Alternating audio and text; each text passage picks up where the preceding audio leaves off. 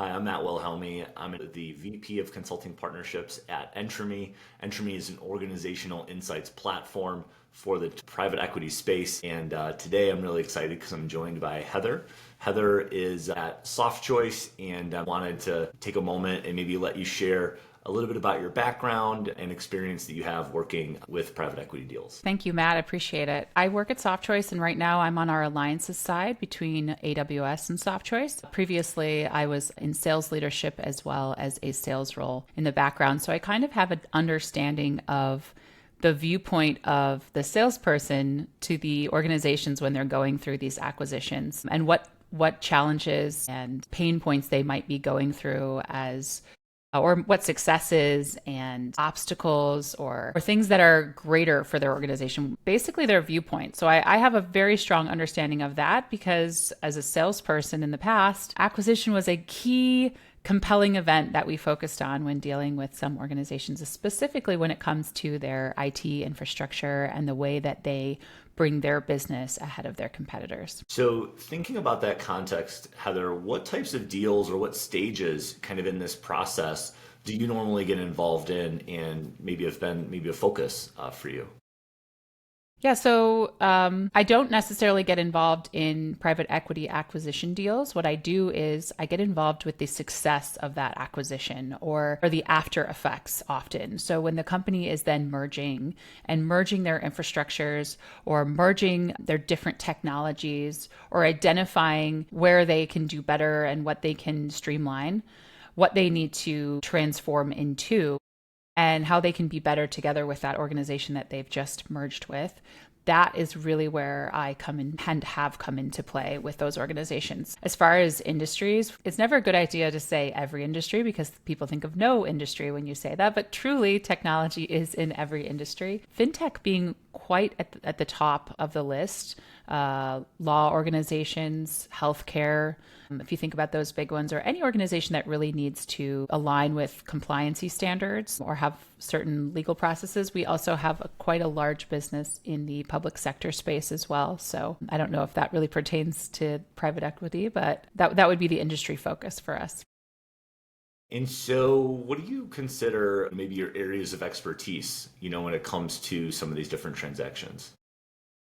Absolutely. So my area of expertise would be specifically when it comes to technology. So the technology platforms that users might be utilizing, what they've looked into in the past and getting them the right place. So I'm really a people connector. I have quite a large network in what we call the channel. And in the past, in my past sales roles, as well as now, if you have a customer with a pain point, or let's say an acquisition with a merger, and the pain points might be, hey, we've got all of our data over here in Microsoft Azure, and the company we just acquired is in AWS. And we've got two different processes going two different directions. And we need to make sure we can streamline these processes in a way that works well for our business. So when they have those types of needs, or let's say they've got a whole bunch of locations that are all on the same network. So and there's a lot of needs and they're figuring out how to get their company to work with everything else that's going on. It's a jumbled ball of yarn that someone needs to take and really unwind and figure out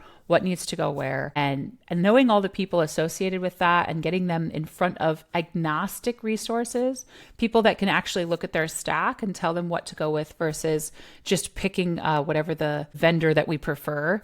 That's really where my expertise comes in. But I would say the biggest thing that I could do is provide empathy. So when we're going through these types of pain points with customers, and they're going to have a lot of things that they need someone to listen to, and providing that empathy and that active listening and really hearing the whys behind the what. What are you trying to do is different than why. So if you can understand why an organization might need to streamline their technology, and not what technology they need to streamline, you might even then be able to suggest something that might be even better than what they were previously doing instead of just going with the status quo. And that is really how we've been able to help organizations get ahead of their competitors, is by looking at the whys. So understanding that and being empathetic to that is really where my expertise comes in. And so Heather, in your experience, what are some of those most critical factors for really kind of ensuring success, maybe post-close in one of these deals you're talking about?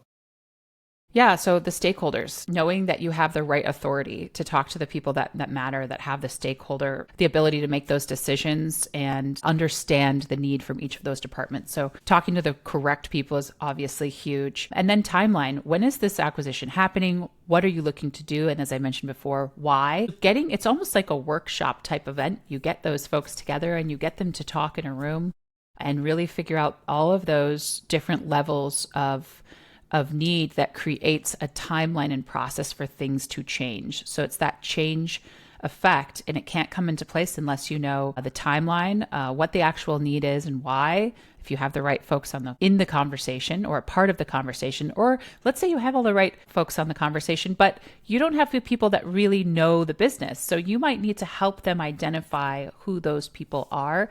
And then we also like to add to that a sanity check.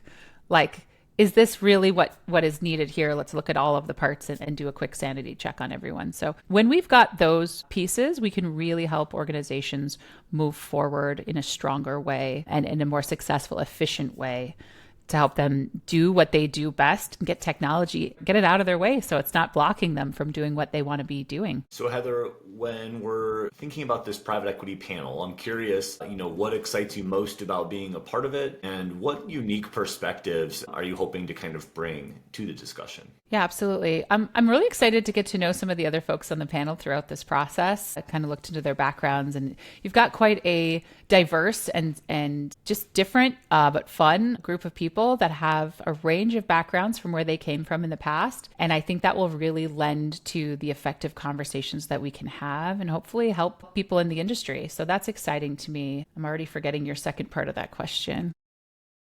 Yeah, what unique perspectives you might be bringing to the discussion? Well, I think I'm pretty unique when I looked at the backgrounds of everyone else, given that I'm not in private equity specifically, but more so have been a strategic technology consultant to private equity firms and to companies that are acquiring other companies, as well as the post-acquisition process, and being a consultant to those folks as well. So that's my unique perspective. And I think I'm really excited to see how everyone comes together and how these different perspectives blend. So looking ahead, curious if there are any trends or innovations that you see shaping the future of private equity, and maybe how you and the team at Softchoice are really kind of positioning yourselves to navigate those changes. I mean, I would be remiss if I did not mention AI. I think that AI, that quantum computing and that nuclear energy in combination is going to be a massive change to every industry, to every business deal. The way we utilize energy in our data centers, affecting all of the data that all of us are using, is going to be creating such change on the planet, such change on our business, such change on how we do our job day to day, that it's going to affect private equity. And I'm really interested to see all of the innovation that can come out of that, especially when we look at merging organizations and all of the day-to-day, minute-by-minute repetitive tasks that can hopefully be reduced and eliminated, freeing up all of our time, and what that leads into when it comes to some of these larger purchases. Great. Heather, thank you so much for sharing some of those things. I'm looking forward to having you on the panel, and I'm sure we'll talk again soon. Wonderful. Thank you so much, Matt.